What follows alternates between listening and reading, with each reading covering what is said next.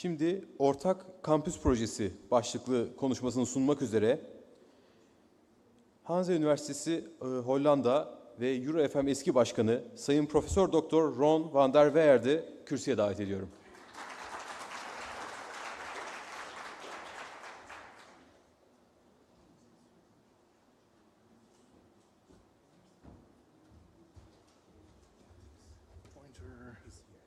Up, down. Okay. That's the pointer. That's the next slide. Okay. Yeah. Thank you. Okay. Well, good afternoon, everybody. I hope I can keep everybody awake from the post-lunch dip, as we always say it in the Netherlands. But first of all, I would like to say that I'm very honored to be here on this conference in beautiful Ankara. So I would like to thank Ankara University and also the Turkish Facility Management Association for inviting me and having me here. Well, perhaps some people might have seen or heard me before, and that also has been a little bit my, let's say, my pit hole. Because in my university, certain people said, Ron, you have been talking so long now about facility management, about the facility manager being the spider in the web, about building bridges, about connecting people, about FM strategy being aligned with the strategy of the company. So I think it's now time for you to finally practice what you always have been preaching. Because our university is now involved in a big campus project, and as a university, we want to really develop that campus together with the other university on our campus, the State University of Groningen, but also together with the municipality and together with all the companies situated on that campus. So you, being a facility manager, being the spider in the web, being able to connect people, that's an excellent task for you. And so I said, well, that's a nice challenge. First, a little geography. I guess you all know where the Netherlands are. And in the Netherlands, our city, Groningen, is situated completely up in the north, far away from the Istanbul of the Netherlands being Amsterdam. But I'm talking now about Groningen up in the north of the Netherlands. And you see up in the north of the Netherlands, our neighbors are at this moment still the UK and the British people. But since they choose to leave the EU, I think it's perhaps better not to look westward anymore, but to look more eastward and perhaps invite Turkey to join the European Union. But that's my opinion. And if it depends on me, you're more than welcome. The city of Groningen, and I show you that picture because I discovered very early already in the process that developing a campus was basically developing a complete area of the city, and because our campus is situated in two areas of the city, one up in the north of the city, but one area also directly located eastward of the center of the city, I'm basically also involved now in city development or urban development, or however you want to name it. So yes, in the beginning, there was a lot about design, architectural design, infrastructural design. I had to deal with not only creating new buildings, but also creating parks, roads, and of course, in the Netherlands, bike paths, very important. But we had to think about green areas. We had to think about the sidewalks for pedestrians. And yes, of course, it was all a lot about these real estate aspects of the campus development. And so, yes, there was a lot of building projects going on, small ones and also big ones, and all resulting in beautiful buildings. But at a certain point, we all realized that campus development is much more than only about the bricks, or about the buildings, or about creating roads. If you really want to develop a campus, you need to have a story about why you want to develop that campus. And the why question, as previous presenters already said this morning, is always much more important than the what and the how. And the what and the how is following the story. What do this potato, this baby, this tyre and this gamepad have in common? For all of them, their story is part of the story of Groningen. The story of Campus Groningen, to be exact. But what makes them so special? Eric studies business IT and management. Besides enjoying his wonderful student life in Groningen, he's currently involved in a big data project to unravel disease processes. Fast computers and new mathematical techniques enable him to conduct extremely large-scale studies and gain an understanding of many diseases at the same time, and turn this huge amount of data into smart data. So, with the exception of some little fun stuff in between, there's some very important work being done here. Eric's friend is working on a project at the Carbohydrate Competence Center at the Zernike campus. After his internship, he was asked to stay to complete his research for this company called AVB. It's a global leader in potato starch, starch derivatives and protein. Their R&D and marketing is located at the Zernike campus. Eric is conducting research on new ways of using potato starch, for healthier carbohydrates in food to carbohydrate polymers for industrial use. Not far away from the Carbohydrate Competence Center is Entrance. Entrance is the hotspot of applied sciences for businesses and innovations. And it's also a field lab where new energy concepts can be tested and developed. One of the many startups that is field testing here is CH Energy.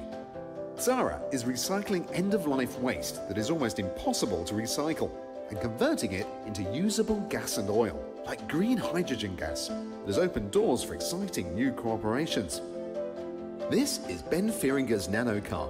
It's an appreciation for the Nobel Prize Ben and his team won for their research on nanotechnology. Mart is also working on a nano research project at the Zernike Institute for Advanced Materials. With his gamepad, he controls a microscope that visualizes materials to the atomic level. His research may pave the way for new materials, which could make up the self-learning computer of the future. Oh, and I almost forgot. What about this little fella? Remember Eric and all his Lifelines data? This little guy is part of Lifelines Next, where he and his mother are being followed during his first year on this planet. It's presumed that the base of chronic diseases are founded during this period. This is why his mum agreed to participate in a testing ground for partners to validate their latest technology innovations. With the current state of technology, it's possible to continuously real-time monitor our health and our environment, so we stay healthy and live a carefree life. These were just a few stories about a potato, a tyre, a gamepad, and of course, a baby. A few of the many stories, but you can already see that they're all connected. Whether it's by talent, knowledge, research, location, or all of them combined, this is what makes Campus Groningen a great place. And this is why the Campus Groningen is the foundation and the driver of growth for businesses, students, and researchers, for people to make a global impact.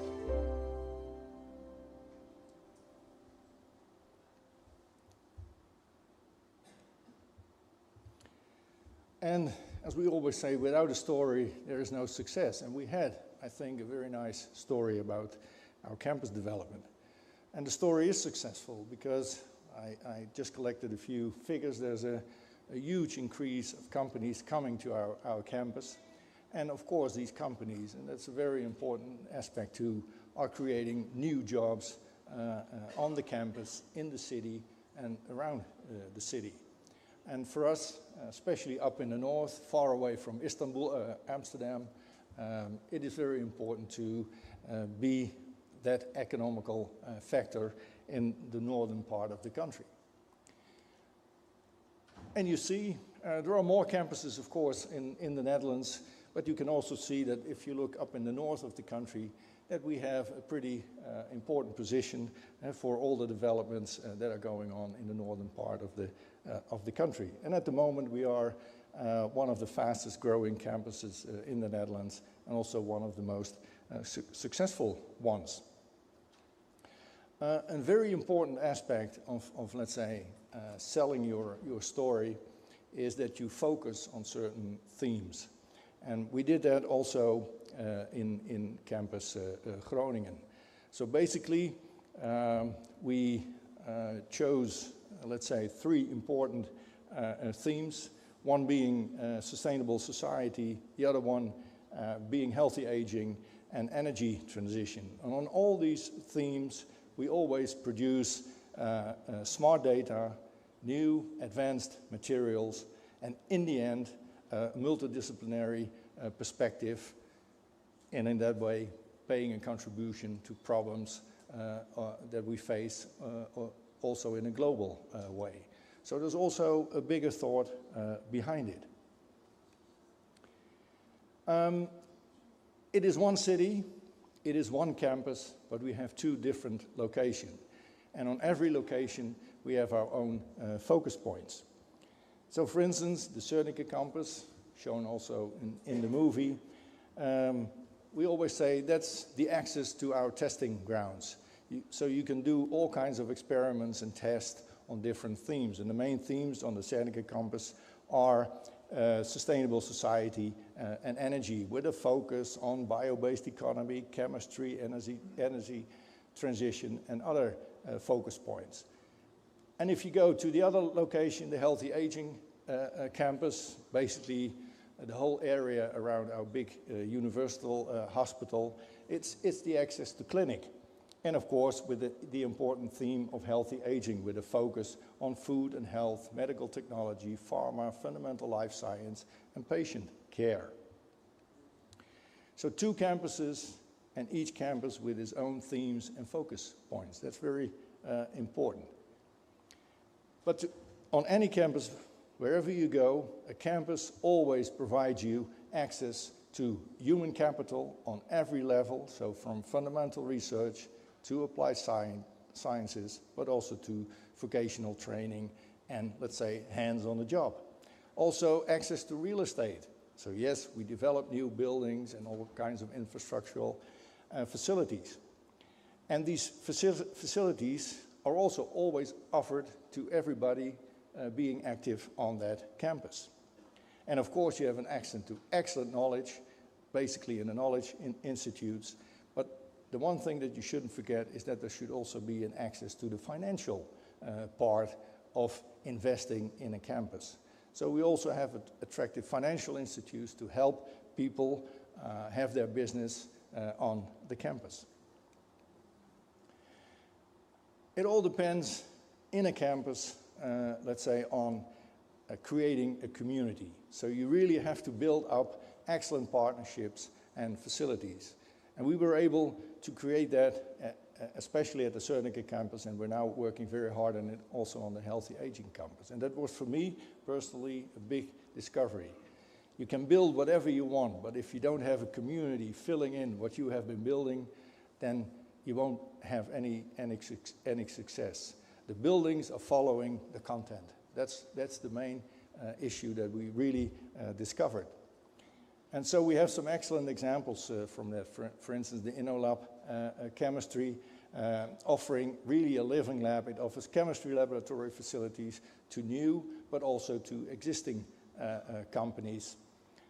We have, for instance, AVB, also mentioned in the movie, one of the world leaders in the application of potato starch. And the whole research and development facility is now on the Cernica campus, and the State University, the Hanze University. They're all working together in their laboratories. And the outcome all the time, smart data, advanced materials, and hopefully a contribution to global challenges that there are.